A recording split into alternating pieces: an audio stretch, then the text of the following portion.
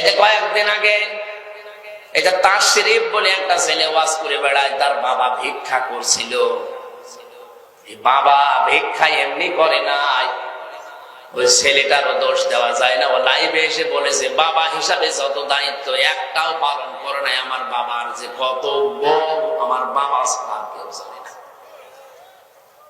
আমার মায়ের সাথে কোনোদিন ভালো আচরণ, ভালো ব্যবহার, হক আদায় কিচ্ছু করে না। জীবনে খেয়ে না খেয়ে লেখাপড়া করেছি আমি। যখন যা চেয়েছে আমার মন মতো হলে আমি দিয়েছি, এখন দিতে পারি না, এই জন্য বাবা আমার বদনাম করার জন্য ভিক্ষা করছে। ভিক্ষা করবেনই, আপনার চরিত্র আছে। শুধু সন্তানের দোষ একা না এই দেশে। আমাদের যে দায়িত্বগুলো নবীজি দিলেন চারটা, বাবা হিসাবে তো একটাও পালন করতে পারছি না। আন্দাজে শুধু জন্ম দিয়ে ছেড়ে দেই গরু ছাগলের মতো। তো বুঝবে কি করে যে আল্লাহর পরে স্থান কার? দুনিয়ায় যদি কেউ টাকা পয়সা খরচ করে, কার জন্য তালিকায় প্রথম দেবেন? এই তালিকা দিয়েছেন আল্লাহ নিজে। সূরা বাকারা 2 নম্বর পারা 12 নম্বর পৃষ্ঠা 13 নম্বর লাইনে 215 নম্বর আয়াতের প্রথম অংশে আছে, ইয়াসআলুনাকা মাযা ইউনফিকুন। হে নবী, দুনিয়ার মানুষ যদি জিজ্ঞাসা করে যে খরচ করব কোথায়, আপনি বলেন কুল মান ফাকতুম মিন খায়রিন ফালিল ওয়ালিদাইন। দুনিয়ায় ভালো কাজে খরচ করো, আর ভালো কাজ হচ্ছে মা বাবার জন্য খরচ করা। এটা তো আপনার সন্তান জানেই না যে খরচ করবে কি করে। এই জন্যই তো আপনাকে বোঝা মনে করে বৃদ্ধাশ্রমে ছেড়ে আসছে। জোরে বলেন নাউযুবিল্লাহ।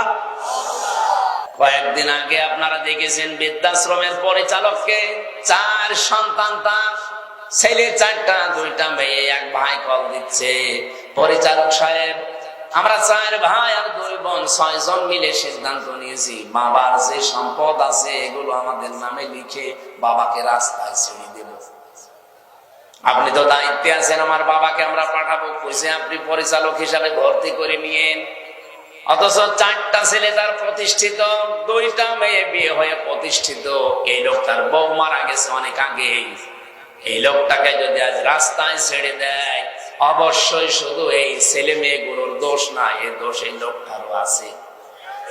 মা বাবার পরে যে আল্লাহর পরে যে মা বাবার স্থান, এই শিক্ষাটা যেখানে পাওয়া যায়, এই সত্য এই লোকটা এই 6টা ছেলে মেয়েকে একদিনও শিক্ষা দেয়নি।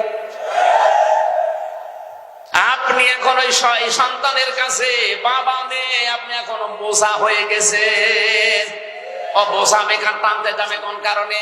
কিন্তু ওর ভেতরে যদি হযরতে আলীর মতো, ওমরের মতো জ্ঞান থাকতো, হযরতে ইসমাইলের মতো জ্ঞান থাকতো যে না, আমার আল্লাহর পরে স্থান আমার এই বাবার, আমার এই মার, আমার মনে হয় তামাম দুনিয়া একদিকে হয়ে গেল, বাবাকে রাস্তায় ছেড়ে দেওয়ার কথা থাকতো না। সন্তান যেন ভালো হয়, সন্তান ভালো করার জন্য শুধু সন্তানের একা না, আপনারও দায়িত্ব আছে। তার একটা সুন্দর ইসলামী অর্থবোধক নাম রাখতে হবে, তাকে দ্বীনের জ্ঞান দেওয়া লাগবে, এবং তাকে একটা এমন জায়গা থেকে বিয়ে দেওয়া লাগবে যে বৌমার কাছ থেকে আপনার সম্পর্কে ভালো ধারণা পায়।